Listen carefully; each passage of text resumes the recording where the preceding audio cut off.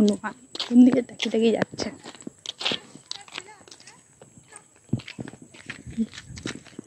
আজকে কি হয়েছে বল, এটা কি মুখে বলতে হবে তো? মা রাখি বানিয়েছি। এটা মানে ও একটা ব্রেসলেট টাইপের রাখি বানিয়েছে ইউটিউব থেকে। এই যে এই টাইপের লকগুলো হয় না, ছোট বড় করা যায়, ওরকম টাইপের দেখেছে। তারপর ওর কাছে ওই পুঁতিগুলো ছিল, ওইগুলো দিয়ে ব্রেসলেট টাইপের রাখি টাইপের কিছু একটা বানিয়েছে। বেশ সুন্দর হয়েছে দেখতে, কিন্তু ভালো ভালো, আরও চেষ্টা করো, আরও হবে। ঠিক আছে ঠিক আছে। এবার আমরা এখন একটু বেরিয়েছি, হাঁটছি এখন একটু বাইরে। এখানে তো চারিপাশে green green green green green, চারিদিকে মাঠ ঘাট জঙ্গল এইসবই আছে।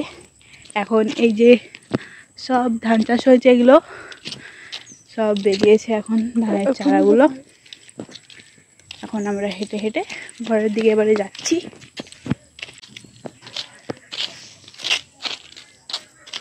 এটা কি ফুল বল, নাম বল। নাম জানি না, নাম জানি না, নাম না জানলে হবে? এই যে আজকে মা তালের ফুলুরি বানানোর জন্য রেডি করে দিয়ে গেছে।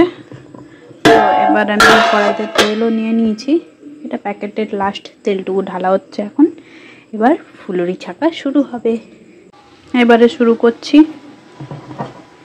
একটু একটু করে নিয়ে নিয়ে, মানে বেশি নিতে হবে। ফার্স্ট একটা দিয়ে দেখি।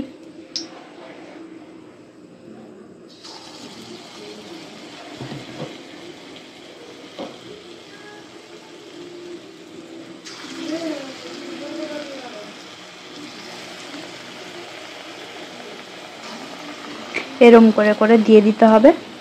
দিয়ে দিয়েছি, হচ্ছে। এবার সবগুলো একটুখানি হয়ে যাক। মাঝেরগুলো মোটামুটি লাল লাল হয়ে এসেছে একটু, তো এবার বাকিগুলোও একটু হার্ড হয়ে যাক, তারপর এগুলোকে একটু ঘুরিয়ে ফিরিয়ে ভেজে নিতে হবে। এবার এই যে লাল হয়ে গেছে, এবার আস্তে আস্তে করে এগুলো ঘুরিয়ে ফিরিয়ে আর একটু নেড়ে এগুলো তুলে নেব। আর প্রথমের একটা যেহেতু ভগবানকে দিতে হয়, তাই আমি অগ্নিদেবকে এখানে দিয়ে দিয়েছি। এই যে আবার একবার দিয়ে দিয়েছি, আর আগেরগুলো তুলে নিয়েছি, ওখানে ভাজা হয়ে গেছে। তো এবার আমার ভাজাভুজির পালা কমপ্লিট হয়ে গেছে, সবগুলো ভাজা হয়ে গেছে। এই এক বাটি মতো হয়েছে, বড় বাটি। তো এবার আমি একটা ট্রাই করে দেখছি কেমন হয়েছে।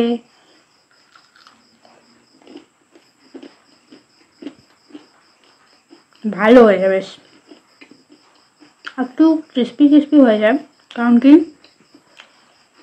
যে ব্যাটারটা মা বানিয়েছিল ওটা একটু শুকনো শুকনো ধরনের ছিল, শুকনো থাকার জন্য একটু ক্রিস্পি ক্রিস্পি হয়েছে।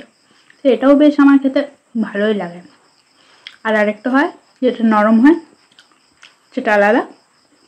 আর এটা একটু ক্রিস্পি টাইপের বড়া ফুলুরি।